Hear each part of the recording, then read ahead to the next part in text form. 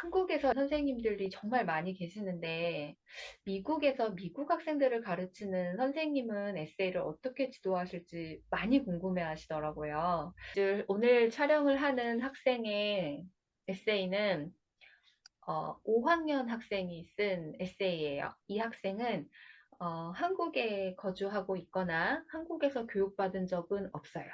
미국에서 교육받은 학생과 학생들은 어떻게 에세이를 지도했는지를 보여드릴 수 있는 좋은 예가 될 것 같아서 준비해봤습니다.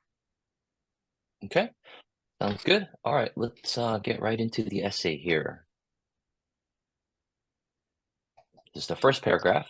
Do you think paper 음, books are better than online books? So, when you're a fifth grader, this is not going to matter as much.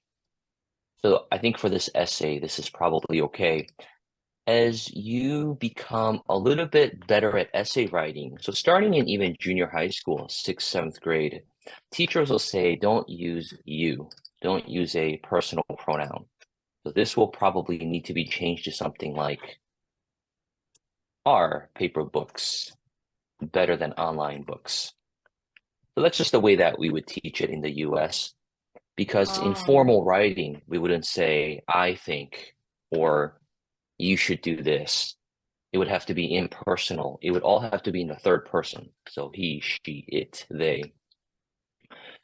Are paper books better than online books? I think this is a good way. This is an okay way to start an essay. What teachers will often say is that you want to do an attention grabber in the very beginning. So the very first line could be a statement that makes readers interested in the essay. Sometimes it could be a question, but the question way of doing an introduction, it's used too often. And so I would personally tell students to maybe try to avoid that or find a better way. But if they can't find 음, another way, sometimes depending on the context, that's okay too. So are paper books better than online books? Since ever since iPads, computers, and phones this is okay for a fifth grade level, but as you become a better writer, you want to have more of an action verb here. Um, but we'll just kind of leave that out. 음. We'll keep that in here for now. People have been starting to read online.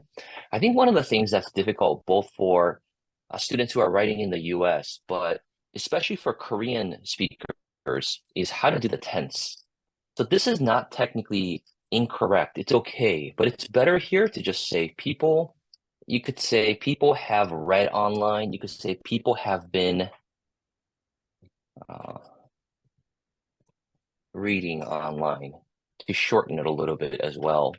But we should probably do a whole other topic on how to do past tense, progressive, continuous, all these kind of things. But anyway, let's keep 네, going. 네. 네, 맞아요. 이게 저도 유학생들의 에세이를 같이 헤이치 선생님이 봐주시는 걸 보면서 느끼는 게 이렇게 시제를 쓰는 게 이 시제를 쓸 때의 어감과 이 시제를 쓸 때의 어감이 어떻게 다른지를 구체적으로 확실하게 알 수가 없어서 좀 제가 현재 지금 유학하고 있는 학생이라면 이렇게 암기하려고 할 것 같아요.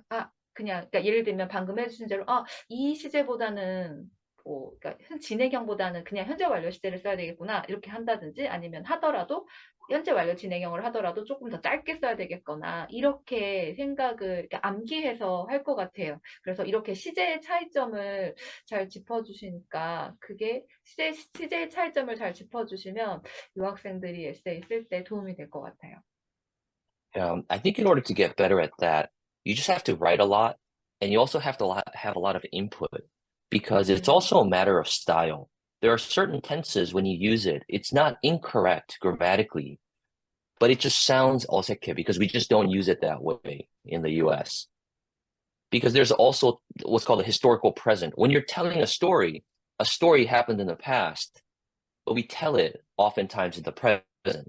So if you, in a conversation, this is not so much essay writing, but if I were to say, hey, yesterday I went to the store and, all right, so here I am eating an orange and I start talking in the present tense. This girl, she walks in and she starts screaming at the clerk. Well, this happened in the past, but I'm telling it as though it's happening right now. So naturally, without even explaining grammar, we tend to change tenses.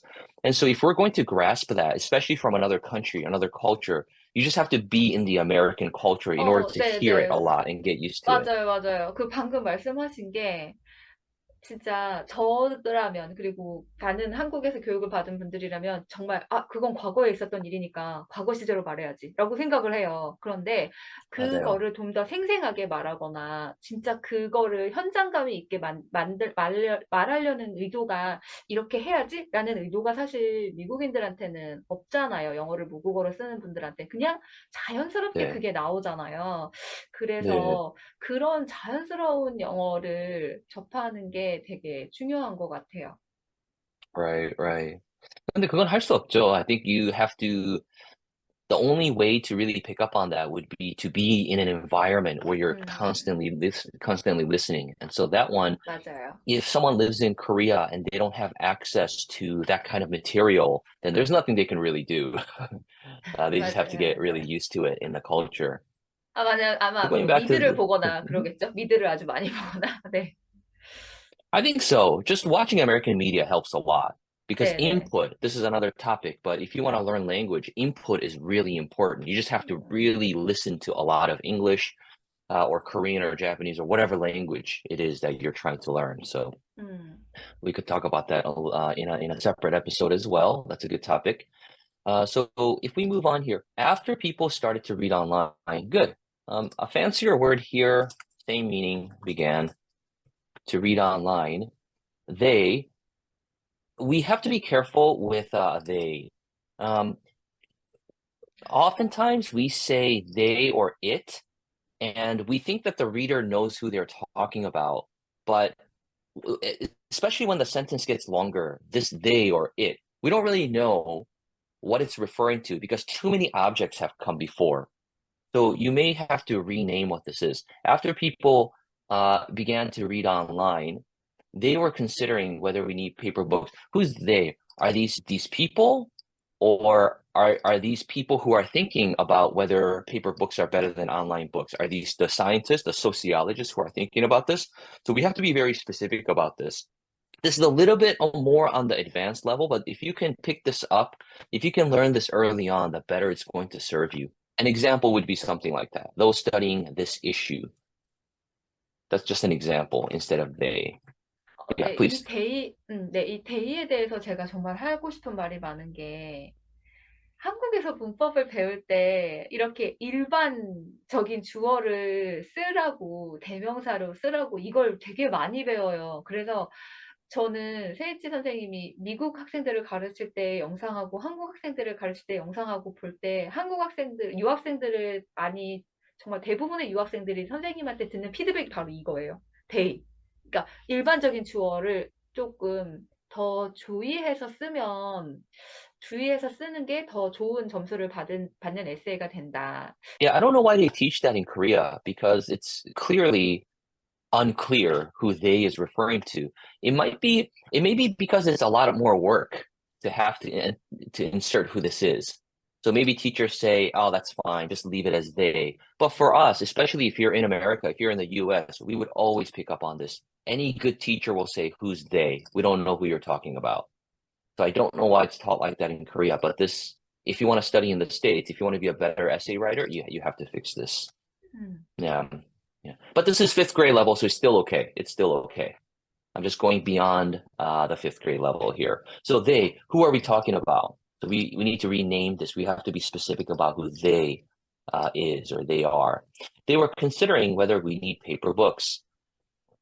I have many reasons for why you should consider yourself reading paper books instead of online.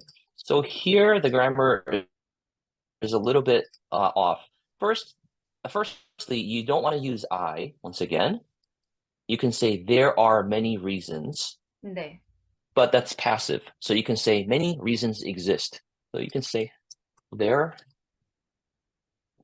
are many reasons, but this is passive. So a lot of teachers will say don't do passive. So you can say many reasons exist as two. 어 저는 방금 알게 됐는데, there are를 쓰는 것도 이렇게 패시브라고, 그러니까 수동태적이라고 이렇게 생각할 수 있구나라는 게 놀랍네요. 그럴 경우에는, Right. 알겠습니다. 네, 이것도 되게 좋은 포인트인 것 같아요. And also from a professionalism standpoint, it sounds a lot more professional to say many reasons exist as two.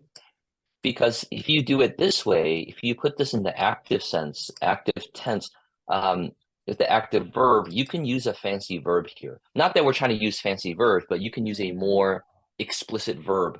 Whereas if you say there are too many times when we use are. And so if we can, we want to try to avoid this. There are many reasons. This sounds a lot more professional and cleaner to say it this way. 네. But again, this 그리고, is, yeah. Oh, I was going to 이게, say, again, this is not something that a fifth grader needs to worry about. But for those of you guys who are watching, this is for you. 네, 음, 말씀하세요. 네. 그러니까 저희 오는 고객분들이 주로 좀 그러니까 고등학생이나 대학생이 많으시잖아요. 네, 이분들이 그러니까 라이팅을 따로 공부를 많이 해본 분들이 아니니까 이렇게 팬시얼하게 조금 더 이렇게 우리도 구어랑 문어랑 한국말도 다르잖아요. 그리고 문어에서도 그 글의 종류에 따라서 글에 이렇게 쓰는 단어나 그 나열한 서술하는 방법이 달라지는데 그거를 학생들이 이렇게 능동적으로 자기가 먼저 이렇게 팬시하게 만드는 거는 진짜 막연해요. 네, 그래서 이렇게 내가 생각하는 것을 팬시하게 더 팬시하게 만드는 것이 구체적으로 이렇게 보여지면 진짜 도움이 많이 돼요. 이 다음부터 에세이를 쓸 때. Say there are many reasons exist as to why you, here again, you don't want to use you. This is something that someone who's writing, it sounds a little bit weird. We would never say this in person unless it's a formal speech. But when you're writing, you should get this into your vocabulary. Why one should consider. Why 맞아요. one should. This is a fancier way, this is a better way of saying why someone or why an individual. You could say why um, individuals or why uh, no, it wouldn't work in this case because we want to keep it singular. So why one should consider, again, here's personal pronoun. You want to try to avoid this. Why you should consider yourself. We wouldn't say this either. It would just be why you should consider. But we're not going to use you, so it should be for why one should consider reading books, paper books, instead of online. This here does not make sense by itself. Instead of online, what? Online reading. But this 네, sentence should probably be fixed. It's an awkward sounding sentence. 네, 저 네. 여기서도 진짜 말씀드리고 싶은 게 한국 유학생들도 대략은 알아요. 에세이 쓸 때 I하고 you 이런 것보다는 I, you를 쓰진 않아야 되는구나라는 건 아는데 I하고 you를 쓰지 않고 이렇게 퍼스널한 걸 쓰지 않고 다르게 써야 되는데 어떻게 다르게 써야 되는지 그 방법을 몰라요. 그래서 그거를 음, 이렇게 바꿀 수 있다고 예시를 방금처럼 보여주시면 그 어떻게 바꿔야 되는지 힌트를 감을 잡을 수 있어서 되게 좋은 것 같아요. okay. Good, good. Consider reading paper books instead of online reading. There are better ways to say this. There are a lot of different ways. You could say instead of uh, moving online, instead of reading via um, online uh, platforms, or there are a lot of different ways to say it. But this you it should be fixed to something that is familiar. When we say instead of online, period, that wouldn't make sense to us. And so this is where we kind of have to know how Americans talk about this. I think when a lot of times when Korean speakers write, what they do is, and I totally understand why they do this, what they do is they just take what they think should sound what they want to say in Korean, and they just find a word and they put it into English. Um, But if that expression or if that word is not used in that way in English, then it's not going to make sense to the reader. So this is a challenge because how do you know whether you can just take a word and stick it in there and it's going to 맞아요. sound like what you're trying to say? So this is a hard one. Again, you need to 맞아요. know. If you don't know, you don't know. You just need to be taught. So you need to have a 맞아요. lot of input as to what you can say in a certain way or not. Now, the one big thing, I mean, we could say more about this first paragraph, but the one thing that's missing here is the thesis, might be a thesis.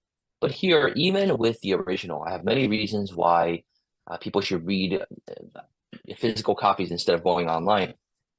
Normally, what we do is we have to name those reasons here in the thesis.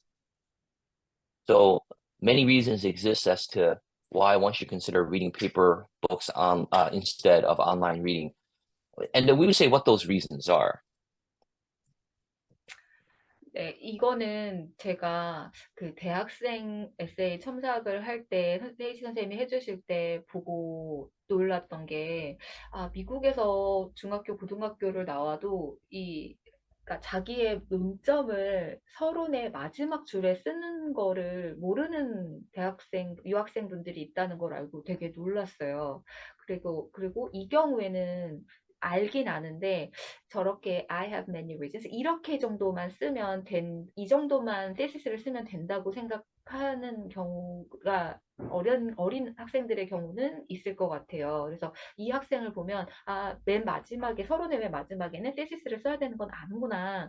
그런데 그 테시스를 어떻게까지 써야 하는지는 조금 더 공부가 필요하구나라는 생각을 했어요. Yeah, I think for younger students, they can just keep it very simple because they're just learning the structures of writing. So even for this 맞아요, student, 맞아요. they can say something simply, um, the reasons why it is better to read physical books rather than read online are, and then you do A, B, C. And this A, B, C should be the topic sentence. A, B, and then C. So this is a habit that those who are learning how to write, they need to get into the habit of writing this, the thesis at the very beginning of the first paragraph. It's not hard. Once you once you get into more advanced writing, it gets harder. But if it's just an expository writing, here are the reasons why physical copies are better than online reading, then you can just do boom, boom, one, two, three. So for this essay, this should be pretty easy, how to do the thesis. Anything else you think we should talk about? I guess the only other thing that I would say about the first paragraph is we have to make sure that whenever we are writing, every sentence flows in a way where, okay, we say this, and then the second has to be a first, or they have to flow naturally. In this case, I think it does. Are paper books better than online books? Ever since iPads, okay, yeah, this kind of builds the story. And then this builds the story a little bit more. Okay, so uh, people started reading online. After they started to read online, there was a question that was raised, which is better? And then you go into your thesis. So the flow here is good.